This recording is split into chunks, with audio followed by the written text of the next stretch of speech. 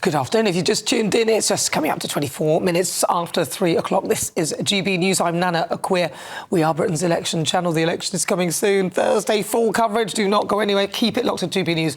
But now it is time for my roundtable discussion. And it seems the notion of single-sex spaces appears to be stumping many of our politicians. Here's Shadow Education Secretary Bridget Phillipson refusing to say if a trans woman with a penis should be able to use the ladies' toilets. So the trans woman with a penis would use which lavatory? Well, look, I think it's important that all people feel safe and have dignity and but she needs to go to the lavatory. Which one does she use?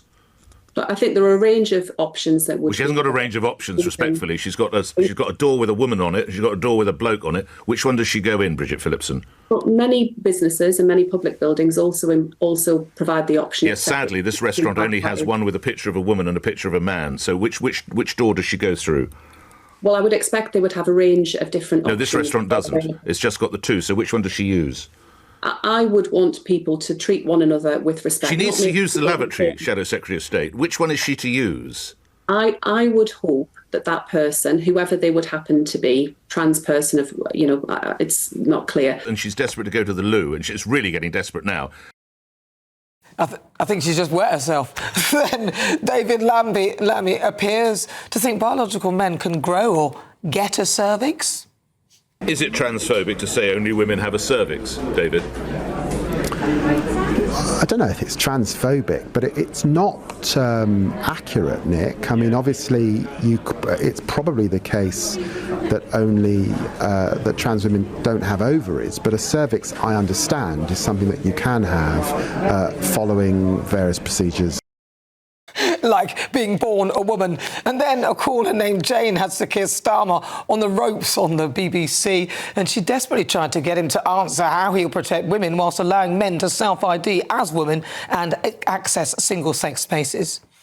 Jane, I am listening, and I've long championed women's spaces, biological women's spaces. And Jane, it goes back many years. Before I was a politician, I was the Director of Public Prosecutions between 2008 and 2013. No, I don't care about all of that. What I care about is you saying that you're going to allow men to identify as women, making GRCs easier, and then they can come into women's spaces. Jane, when it comes to women's spaces, biological women's spaces, in relation to the particular example I was going to point you to was when I was doing work trying to drive up the protection for women who've been subjected to violence, domestic violence, sexual violence. But she's not interested in the past.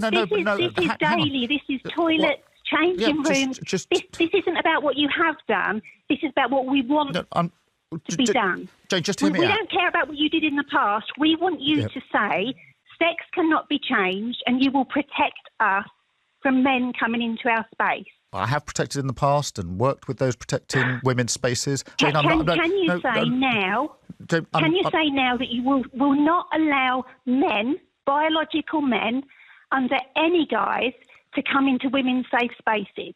We will, of course, protect... Can you say that? Because we shouldn't have to be kind to these very few men. You need to think about 51% of the population who are sick of the absolute twaddle that comes out of your mouth when we ask these questions. Yeah, Jane... Oh, come on, it's got to be worth it just for that. Well, listen, joining me now for my roundtable discussion, Miranda, Yardley, transsexual and human rights activist, Katie John Went, diversity inclusion facilitator, Julia Taylor, NHS nurse. I'm going to start with you, Katie John Went. You are here in the studio. What is wrong with these people? Why are so many people struggling with something so basic? I mean, you're a trans woman. I'm a trans person. I don't even use the word woman anymore. I agree with that. I might have done in the past, but I've navigated to a space now where I recognise that it's both easier to say, it's less taking of other people's language to say it's my personal choice to no longer use that word. I'm not saying what other trans people should and do. So if people ask who I am, I say I'm a trans person. No, I quite like person who has transitioned, and the transitioning was to get rid of my gender dysphoria and less about becoming a woman, which in some respects and biologically you can't. Yeah. But you can change your body. You can gain a neoclitoris, a neovagina, but you certainly can't get a neocervix. I mean, the cervix is impossible. What is he talking about, though? He actually said that out loud, though. This is one of our potential, I think he's, potentially the foreign secretary. This is what he's going for, and if you... Well, it's all foreign to him, clearly. Yeah, exactly, that's what's foreign. Very good, I love it. Right, let's have a quick chat with Miranda. Miranda of Yardley. She joins us now. She's a transsexual and human rights activist. Miranda, why are these people struggling? Are they... I don't understand why the politicians are struggling. Is it simple that, quite frankly, you access the space of your biology? Otherwise, hopefully, there's a third space that you can use. What's your view on all of that? Well, I think we're all really struggling with this. And with total respect to you, Nana, you're talking to a bloke and you refer to me as she.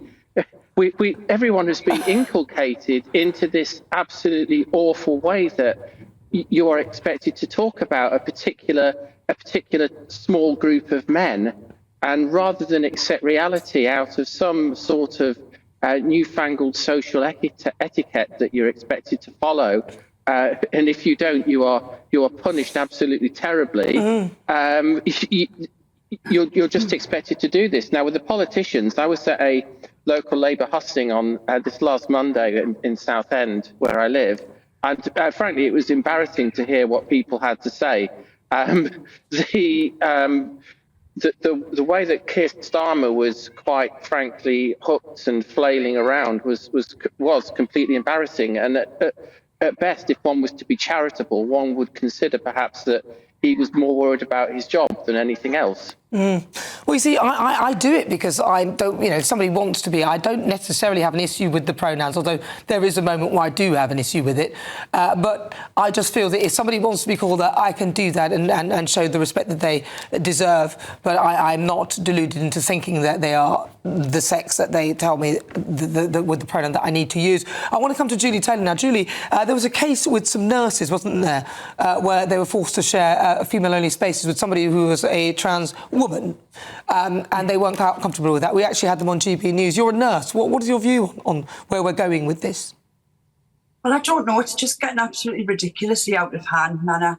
I mean, if I'm a gay woman myself, and my colleagues, a lot of them are straight, some of them are gay.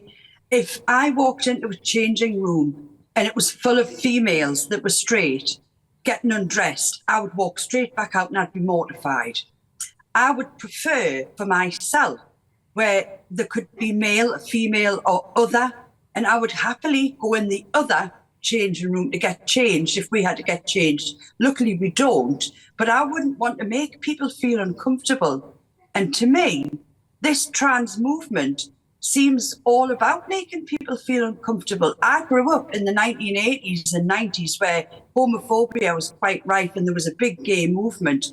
All we wanted was to be accepted and recognised. Why can't trans people want that as well? And by that, I don't mean all trans people, because I do know a lot of trans women who are lovely people and I'm friends with them. And they would be like me. They get embarrassed. They wouldn't want to get changed in a female changing room. They'd go in the male and they're not bothered. Why can't everybody be like that? It's just gone absolutely out of hand. Because, Katie, we have you and we've got Miranda, perfectly sane individuals who aren't saying or parroting this narrative or forcing this down people's throats. I don't understand. Where do you think it's gone so weirdly out of sync with, well, most people? Well, I think what's changed is we've had several eras of trans. We've had a very small number of people in the past who transitioned, and most people have, with a kind of peculiarly kind of wonderful Britishness, have done the toleration thing, which is, sure, get on with it, you're trans. You're the only trans in the village kind of thing. And then after that, we actually created, you might say, the medical technology to make these possibilities happen. And once you've let the kind of open Pandora's box and got the genie out of the bottle, it's almost impossible to put the stopper back in. OK, yes, after CAS review, we're putting the stopper back in around younger people, but around adults, you're never going to put the stopper back in. What we now need to do is to try to find a way, a third way, if you want, for some kind of accommodations in society, instead of the rush to kind of gender-neutral toilets, actually say, well, yeah, let's have gender-neutral toilets, let's have single-use cubicles, but in addition to male male and female, and start doing additive inclusion rather than replacement inclusion. Yeah, I hear you. Final word to Miranda. You've got about 30 seconds, Miranda. Final word to you. Yeah, I mean, I think we could talk all day as to where this has come from. I don't think there's any danger at all of a trans male, a man who thinks he's a woman using a men's toilet. And if you would like to let the woman speak, maybe it's good for the woman to finish the second section. Yeah, go on then. Julia, final word to you. Well, wrong doesn't cease to be wrong just because everyone's doing it. Right doesn't cease to be right just because no one's doing it. And I just wish everybody would realise that. Lovely. Thank you very much. Miranda Yardley, really good to talk to you as a transsexual and human rights activist. Katie John Went, thank you for coming in. Diversity and inclusion facilitator, Julia Taylor, and she's a nurse. Thank you very much, Julia. Thank you very much to all of you.